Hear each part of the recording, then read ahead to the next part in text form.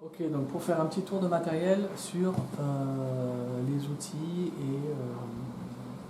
et tout le nécessaire dont on aura besoin pour la pose des menuiseries. Donc, pour assurer l'étanchéité à l'eau de mes menuiseries, je vous rappelle que les menuiseries sur cette maison sont posées en applique dans un tunnel. Donc, grosso modo, un comprimande sur cette maison.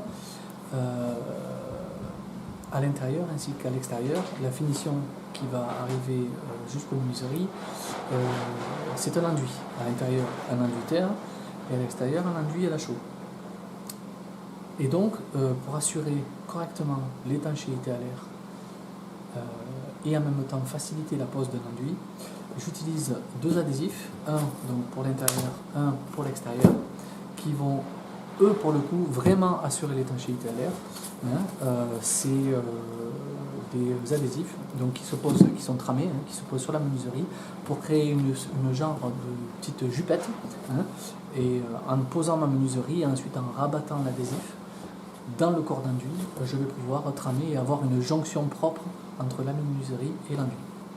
Donc, comme je vous l'ai dit, ça c'est pour l'intérieur et j'ai également un pour l'extérieur. Pareil, tramé, qui va me servir à faire la jonction d'enduit pour que quand les portes claquent et que pour les menuiseries qui vont être sollicitées vraiment fréquemment, c'est bien quand même d'avoir ce genre de choses. Entre les précadres et la structure du grève, pour assurer l'étanchéité à l'air, j'utiliserai de l'orcon et également du tescon. Pour la pose des menuiseries, bien sûr, on aura besoin de sergements à pompe et ensuite pour les fixer, donc une visseuse, et je vais les ancrer. Ce sont des grosses menuiseries que j'ai assez larges, qui font plus de 8 cm d'épaisseur et qui sont assez lourdes. Je vais utiliser des vis d'ancrage à béton avec des têtes d'homme, donc qui sont relativement discrètes dans les dormants. Celles-ci font 130, mais j'en ai également de 120, c'est largement suffisant pour taper en oblique dans mes précadres. Voilà. Donc là, avec ça, il y a à peu près tout le matériel nécessaire pour assurer une bonne étanchéité du biniou. Bon, comme je vous le disais, je vais commencer par poser la petite jupette à l'intérieur de la menuiserie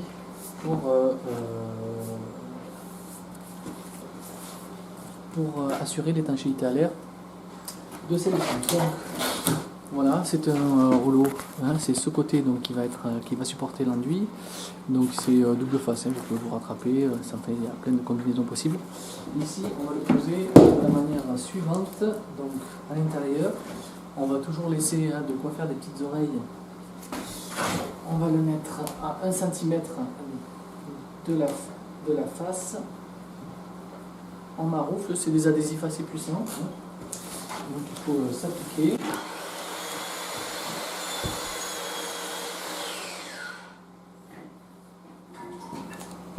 Voilà, donc là, comme je vous le disais, je viens de commencer à poser la petite jupette pour assurer l'étanchéité à l'air.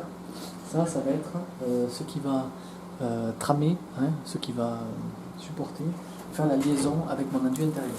Donc là, j'arrive en fait, vous avez vu, je suis un petit peu en retrait sur la menuiserie. Je continue de le poser là, et ensuite, je viens pincer le bord comme il faut là, histoire d'avoir mes petites oreilles sur les 4 coins qui puissent prendre la forme de mon support. C'est bien important là que quand vous regardez à l'intérieur de votre coin, on ne voit pas à travers. Si jamais c'est le cas, vous pouvez mettre une petite goutte d'orcon pour vraiment assurer l'étanchéité. Voilà, là je viens de poser mon comprimande. Alors ici, pas besoin d'avoir une continuité. Le comprimande, si vous voulez, il va assurer l'étanchéité de la fenêtre, mais ce qui va surtout assurer l'étanchéité, ici, c'est ma jupette avec mon adhésif ici. Donc je coupe, je ne fais pas la petite oreillette là, et et je fais fusionner les deux rubans de comprimande sous la menuiserie. Hein. Bien évidemment, le comprimande vient se poser donc dessous pour pouvoir reposer sur mon allège. Donc sur la maison, vous l'avez bien compris, il y a plusieurs types de poses. Hein. Il y a les menuiseries qui vont recevoir des enduits à l'intérieur de la maison et à l'extérieur. Il va y avoir des menuiseries, celles qui sont en bois alu, qui vont avoir à l'intérieur un enduit, à l'extérieur un bardage. Donc du coup, ici, ça va être enduit des deux côtés. Donc je vais devoir poser aussi mon adhésif, ma petite jupette à l'extérieur. Là, le but du jeu, c'est que ça m'assure un bon support d'enduit, surtout pour la jonction de l'enduit et de la menuiserie.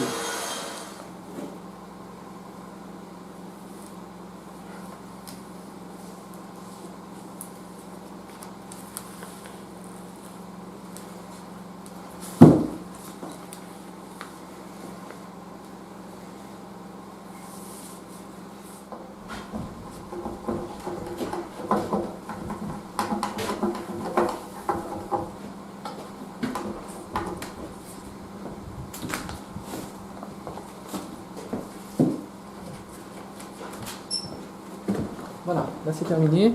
On a fini la préparation du cadre, du dormant pour la pose.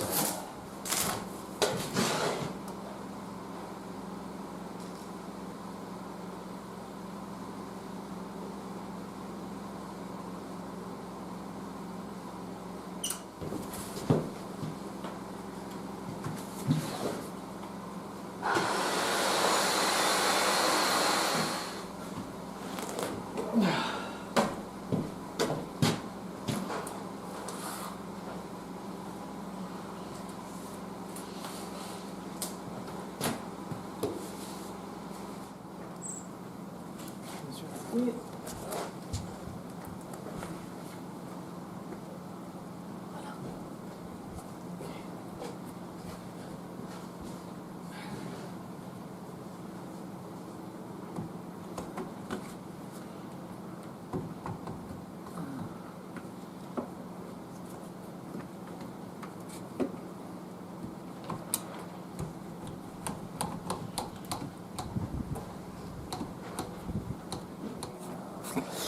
voilà, donc juste j'en profite pour vous montrer un petit peu ce qui va se passer par la suite. Donc ça, c'est ce qui va faire mon jeune enduit.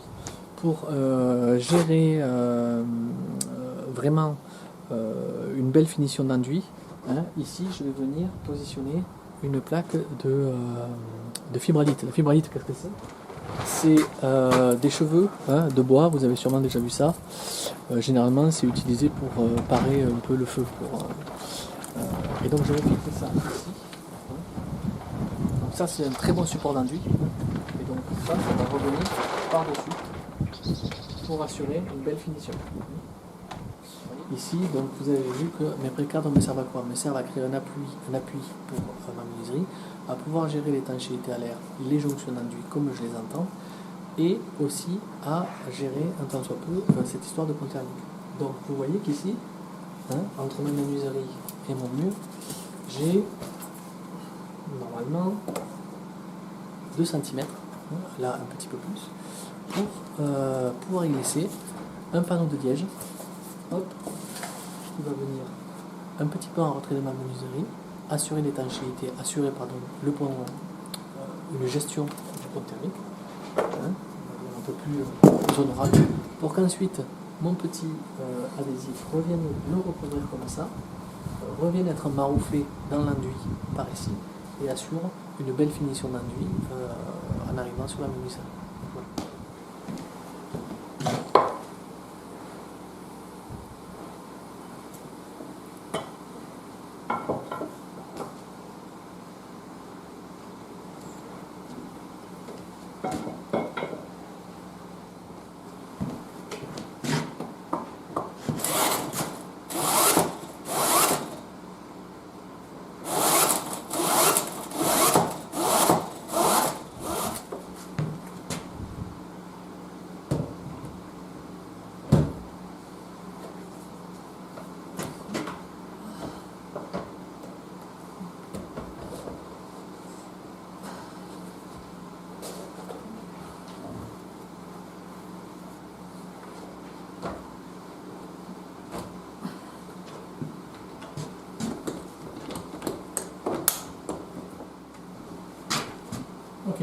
Voilà, bon, écoutez, tout s'est bien passé.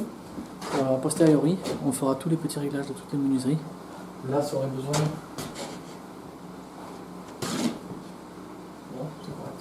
Ça aurait peut-être besoin de verser un tout petit peu comme ça. Mais... Voilà, bon, en voilà d'une. On passe à la suite.